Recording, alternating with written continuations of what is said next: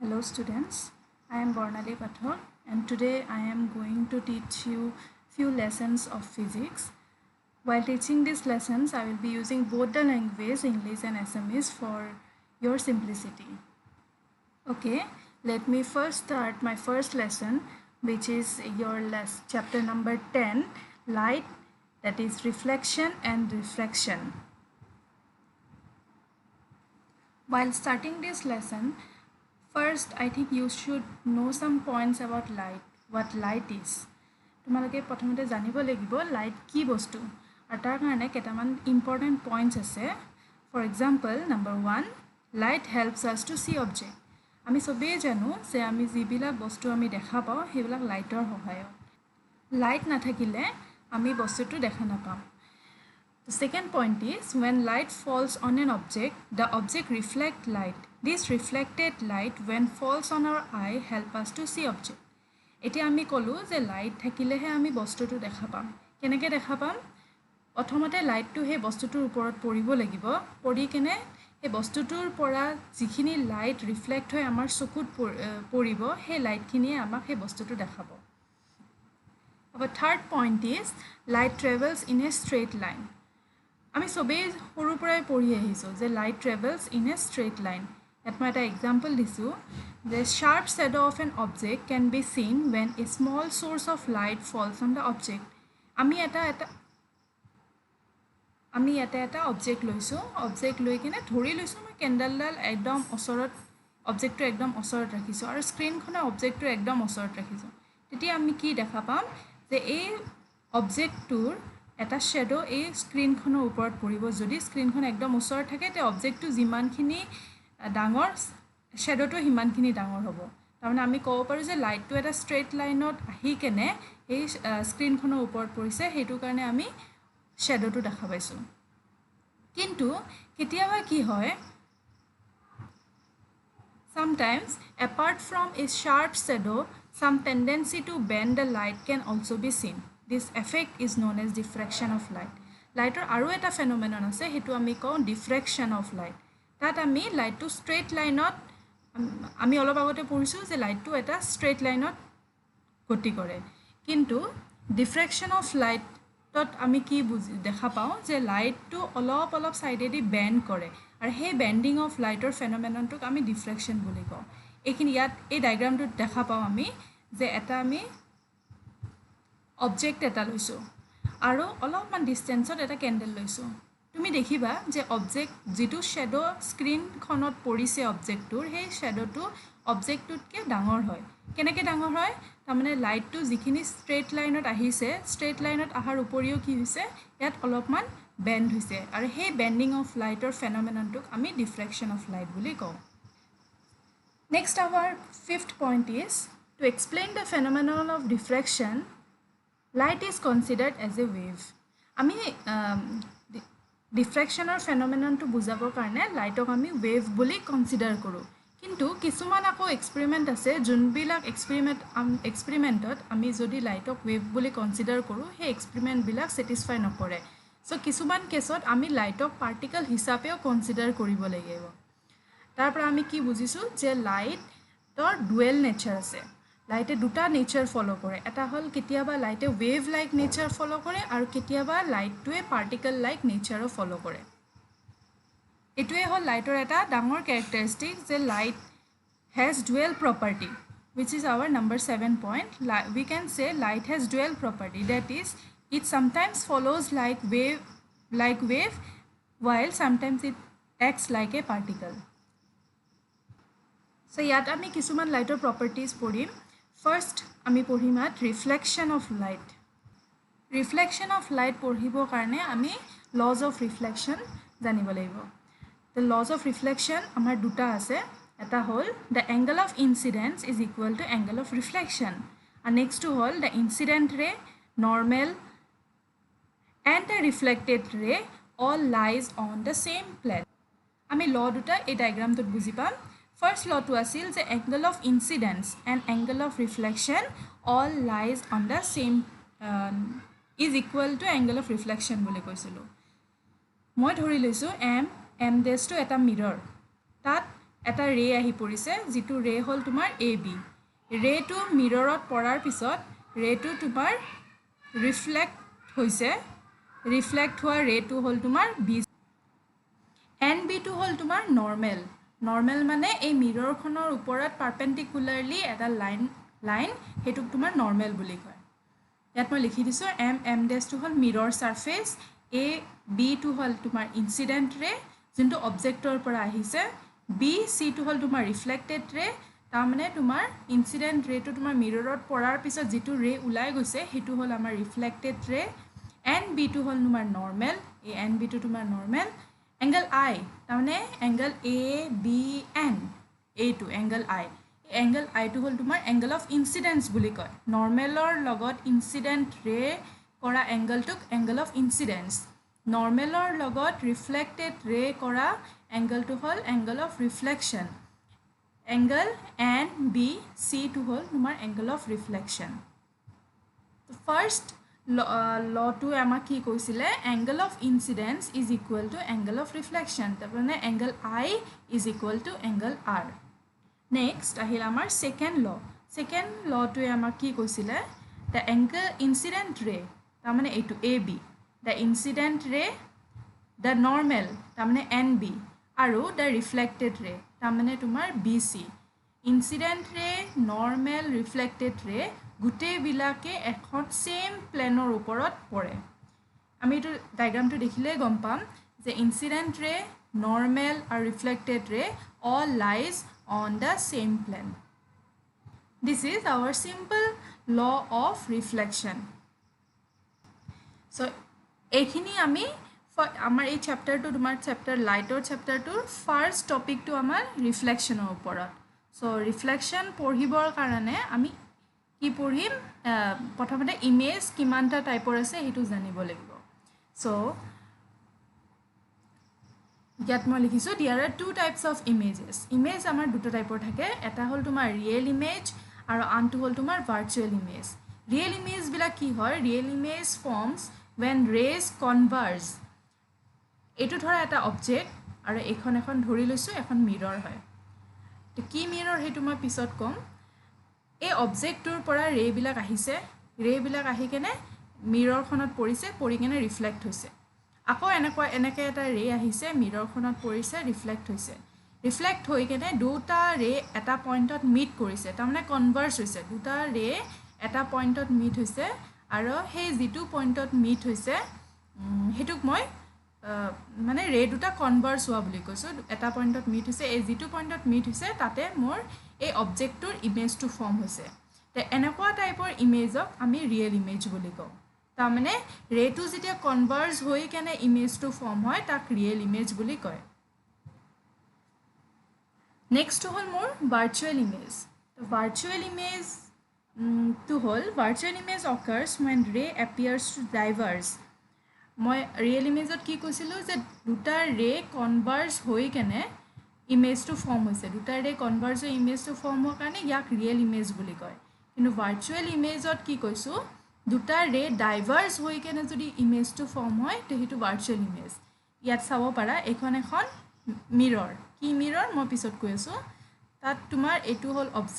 অবজেক্টটোৰ পৰা তোমাৰ ৰে আহিছে মিৰৰখনত পৰিছে পৰি কেনে ৰেটো ৰিফ্লেক্ট হৈ গুচি গৈছে আৰু এটা ৰে আহিছে মিৰৰখনত পৰিছে ৰেটো ৰিফ্লেক্ট হৈ গুচি গৈছে এটা ৰে এইটো ফালে গুচি গৈছে আনটো ৰে এইটো ফালে গুচি গৈছে তাৰমানে দুটা ৰে কোনো এটা পইণ্টত মিট কৰা নাই সিহঁত দুটা বেলেগ বেলেগ জাগাৰ ফালে গুচি গৈছে তাৰমানে দুটা ৰে ডাইভাৰ্জ হৈ গৈছে এতিয়া এই ৰেটোক যদি মই এক্সটেণ্ড কৰি দিওঁ ডটেড লাইনেদি এক্সটেণ্ড কৰিছোঁ এফালেও ৰেটো ডটেড লাইনেদি এক্সটেণ্ড কৰিছোঁ কৰাৰ পিছত মিৰৰৰ পিছফালে এটা ইমেজ ফৰ্ম হৈছে সেই ইমেজটোক আমি কি ক'ম ভাৰ্চুৱেল ইমেজ বুলি ক'ম তাৰমানে দুটা ৰে ডাইভাৰ্জ হোৱাৰ ফলত যিটো ইমেজ ফৰ্ম হৈছে সেইটোক আমি ভাৰ্চুৱেল ইমেজ বুলি ক'ম ইমেজ কিমানটা টাইপৰ এইটো ক্লিয়াৰ হৈছে সেইটো ইমেজ আমাৰ কি দুটা টাইপৰ এটা হ'ল তোমাৰ ৰিয়েল ইমেজ আনটো ভাৰ্চুৱেল ইমেজ ৰিয়েল ইমেজত কি হয় ৰে যদি কনভাৰ্জ হৈ কেনে যদি ইমেজটো ফৰ্ম হয় তে সেইটো হ'ল ৰিয়েল ইমেজ ৰে দুটা যদি ডাইভাৰ্জ হৈ কেনে যদি ইমেজটো ফৰ্ম হয় সেইটো হ'ল তোমাৰ ভাৰ্চুৱেল ইমেজ নেক্সট মই যাওঁ properties of image form in a plane mirror image form হোৱা কিছুমান প্ৰপাৰ্টিজ আছে তো সেইটো image form by plane mirror is always virtual and erect আমি চবেই জানো আমি এখন যদি মিৰৰৰ ওচৰত থিয় হওঁ তাত কি দেখা পাম আমাৰ ইমেজটো দেখা পাম মিৰৰৰ সেইটো সাইডে দেখা পাম যদি এখনে ধৰি লৈছো এটো যদি এখন মিৰৰ ষ্ট্ৰেট প্লেন মিৰৰ যদি হয় ইয়াত যদি আমি থিয় হৈছো তেতিয়া হলে আমাৰ ইমেজটো আমি এইটো সাইডে দেখা পাম এটো সবেই জানো তো তাৰ মানে কি হয় ভাৰ্চুৱেল ইমেজ ৰিয়েল ইমেজ কি কয় প্লেন মিৰৰে সদায় ভাৰ্চুৱেল ইমেজ দিয়া আৰু ইমেজটো আমাৰ উল্টাটো আমি যদি এখন মিৰৰৰ ওচৰত থিয় হওঁ তেতিয়া আমি সদায় নিজকে নিজে সিধা দেখা পাওঁ ন সো হেতু কাৰণে image form by plane mirror is always virtual and erect next number 2 পইণ্টটো হ'ল the size of the image is equal to the size of the object মিৰৰ এখনৰ ওচৰত যদি আমি থিয় হওঁ আমাৰ যেটো সাইজ হেতু সাইজে আমি মিৰৰটো দেখা পাম সৰুও দেখা নাপাওঁ ডাঙৰো দেখা নাপাওঁ হেতুৰ কাৰণে কৈছে যে প্লেন মিৰৰৰ ওচৰত ইমেজ যোনবিলাক ফৰ্ম হয় সেইবিলাক কি হয় অবজেক্টৰ সমান হয় সাইজটো Next number 3 point to hold the distance of the image formed by the mirror is equal to the distance of the object from the mirror. Apo etu example e loi lao. Thori loisu ekhon mor mirror. AB to object. A objector pora mirror loike jiman khini distance ami jodi ekhon jodi plane mirror boli thori lao tetia hole tumar mirror pora image লৈকে ডিসটেন্সটো equal হ'ব যদি এখন plan মিৰৰ হয় কিন্তু মিৰৰখন যদি বেলেগ হয় তেতিয়া কেছটো বেলেগ হ'ব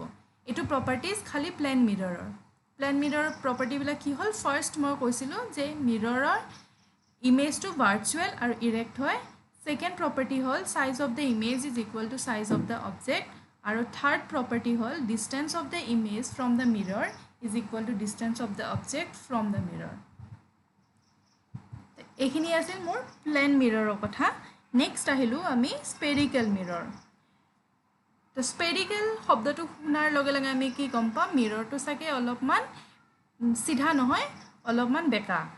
সো স্পেৰিকেল মিৰৰ পিলা কি হয় যদি এটা মই স্পেয়াৰ লৈছো স্পেয়াৰটোৰ পৰা যদি মই এটা পিস কাটি উলাই লৈছো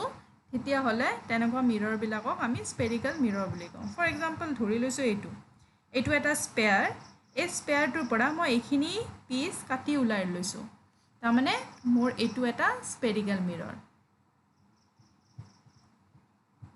ইয়াতে লিখিছো মই a spherical mirror is a mirror which has the shape of a piece cut out of a spherical surface এটা স্পেৰিকেল সাৰফেসৰ পৰা যদি মই এটা পিস কাটি উলোৱাৰ নিচিনা মিৰৰ এখন যদি পাও তে হেতু মিৰৰক আমি স্পেৰিকেল মিৰৰ বুলি কওঁ This mirror whose reflecting surface are spherical are called spherical mirrors. Our spherical mirror two types আছে. There are two types of spherical mirror. এটা হল মোৰ concave mirror আৰু আনটো হল মোৰ convex mirror. তো concave mirror to কি হয়?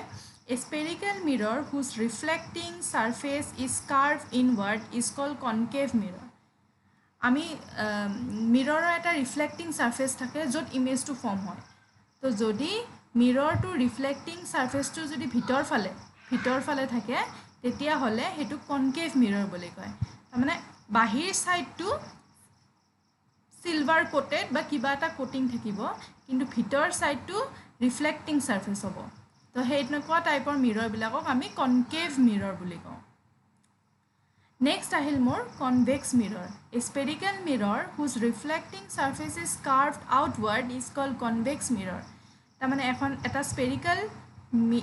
eta sphereor pora moi ekhon mirror kati ulaiso. Tar jodi reflecting surface to jodi curved outward hoy. Outward side e tumar reflecting surface to hoy ar inward side e jodi tumar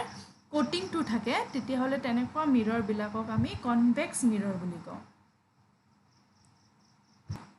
দুটা মিৰৰৰ example আমি এখন স্পুনে দি বুজিব পাৰো আমি এখন spoon ললো স্পুনটোৰ যেটো curve surface আমি যিখিনি পোৰশনেদি আমি স্পুনত বস্তু লৈ খাও তাৰমানে সেই কাৰ্ভ সাৰফেসটো কি হয় ইনৱাৰ্ড হয় তো হেতু মই কনকেভ মিৰৰ হিচাপে চাব পাৰো আৰু স্পুনটো যদি মই উল্টা কৰি লও তাৰমানে তোমাৰ কি হয় স্পুনটোৰ উল্টা সাইডটো তাৰমানে হেতু হল তোমাৰ convex মিৰৰ Now we will study some few terms কিছুমান সৰু সৰু টাৰ্ম আছে যোনবিলাক আমি জানিব লাগিব ফাৰ্স্ট টাৰ্মটো হ'ল মোৰ পোল কাক কয় এতিয়া আমি কনকেভ মিৰৰ আৰু কনভেক্স মিৰৰ বুজি পালোঁ কনকেভ মানে তোমাৰ যদি ৰিফ্লেক্টিং সাৰফেসটো ইনৱাৰ্ড থাকে হেতু হ'ল তোমাৰ কনকেভ মিৰৰ যদি ৰিফ্লেক্টিং সাৰফেসটো আউটৱাৰ্ড থাকে হেতু হ'ল তোমাৰ কনভেক্স মিৰৰ সো পোল কাক কয় এই মিৰৰখনৰ যেটো মিড পইণ্ট এইখন এখন মিৰৰ কনকেভ মিৰৰ এইখন এখন কনভেক্স মিৰৰ কনকেভ মিৰৰ বা কনভেক্স মিৰৰৰ যেটো মিড পইণ্ট হেতু হ'ল তোমাৰ pole The center of the reflecting surface of a spherical mirror is a point called pole. It is represented by capital letter P. আমি কি এই মিৰৰখনৰ যেটো মিড পইণ্ট হেতুক আমি পোল বুলি কওঁ আৰু আমি পোলটোক সদায় ক্যাপিটেল লেটাৰ P দি ডিনোট কৰোঁ নেক্সট আহিল মোৰ centre of curvature The reflecting surface of a spherical mirror is a part of a sphere. মই অলপ আগতে কৈছো যে spherical mirror বিলাক এটা স্পেয়াৰৰ এটা পাৰ্ট আৰু আমি প্ৰত্যেকটোৱে সবে জানো যে প্ৰত্যেকটো স্পেয়াৰৰ এটা সেন্টাৰ থাকিব এটো এটা স্পেয়াৰটোৰ এটা সেন্টাৰ থাকিব এই সেন্টাৰটোক আমি সেন্টাৰ অফ কাৰ্ভেচাৰ বুলি কওঁ The reflecting surface of a spherical mirror is a part of a sphere and this sphere has a center. This point is called center of curvature of the spherical mirror. It is represented by capital C. Spherical mirror bilak eta sphere or eta part. Aru ei sphere bilakor protecturo eta center thake. Aru ei center bilakok center of curvature buli ko. Etu mor concave mirror, etu convex mirror karone. Next ahil radius of curvature. The radius of sphere of which the reflecting surface of a spherical mirror forms a part is called radius of curvature of the mirror. It is represented by capital R. Distance PC is equal to the radius of curvature. Etu diagram tumi jodi swa etu hol mor center of curvature. Center of curvature aru polar major distance tuk ami radius of curvature boli ko. Ta mane gute sphere tur jitu radius hetu hol amor radius of curvature a distance PC2 hol more radius of curvature distance PC2 yate radius of curvature aro more radius of curvature to hoday capital RD represent koru next ahil more principal axis a straight line passing through the pole and the center of curvature of a spherical mirror this straight line is called principal axis এনেকে যদি এই pole আৰু centre of কাৰ্ভেচাৰৰ মাজত যেটো মই straight line draw কৰিছো pole আৰু centre of কাৰ্ভেচাৰৰ মাজত ইয়াতে মই এটা স্ট্ৰেইট লাইন ড্ৰ কৰিছো এই স্ট্ৰেইট লাইন ডালক প্ৰিন্সিপাল এক্সিস বুলি কয় principal focus It is a point on the axis of a mirror to which parallel rays of light converge or appear to diverge after reflection. It is represented by letter F. The focus কাক কয় ধৰি লৈছো এখন মোৰ concave mirror এখন মোৰ convex mirror মোৰ এটা অবজেক্ট আছে ইনফিনিটিত আছে এটো মোৰ অবজেক্ট যেটো একদম ইনফিনিটিত আছে তো অবজেক্টৰ পৰা মোৰ কিছুমান ৰেজ আহিছে এই ৰেজ বিলাক মিৰৰখনত খুন্দা খাইছে খাই কেনে তাৰ ৰিফ্লেক্ট হৈ গৈছে এই ৰেটো আকৌ মিৰৰখনত খুন্দা খাইছে আকৌ ৰিফ্লেক্ট হৈ গৈছে ৰেটো আকৌ মিৰৰখনত খুন্দা খাই ৰিফ্লেক্ট হৈছে এটো ৰে মিৰৰখনত খুন্দা খাইছে ৰিফ্লেক্ট হৈছে প্ৰত্যেকটো ৰিফ্লেক্ট তো ৰে বিলাক ৰিফ্লেক্ট হৈ কেনে এটা পইণ্টত মিট হৈছে দেখিছা ইয়াতে এটা পইণ্টত মিট হৈছে বা যদি মই কনভেক্স মিৰৰ বুলি কওঁ এইবিলাক ৰে আহিছে ইয়াৰ পৰা ডাইভাৰ্জ হৈ গৈছে ইয়াত ৰে আহিছে মিৰৰত পৰিছে ৰে বিলাক ডাইভাৰ্জ হৈছে ৰে আহিছে মিৰৰত পৰিছে ডাইভাৰ্জ হৈছে ৰে আহিছে মিৰৰত পৰিছে তাৰছত ডাইভাৰ্জ হৈছে এই ডাইভাৰ্জ হোৱা ৰে বিলাক যদি মই ডটেড লাইন এক্সটেন্ড কৰি দিও তেতিয়া হলে প্ৰত্যেকটো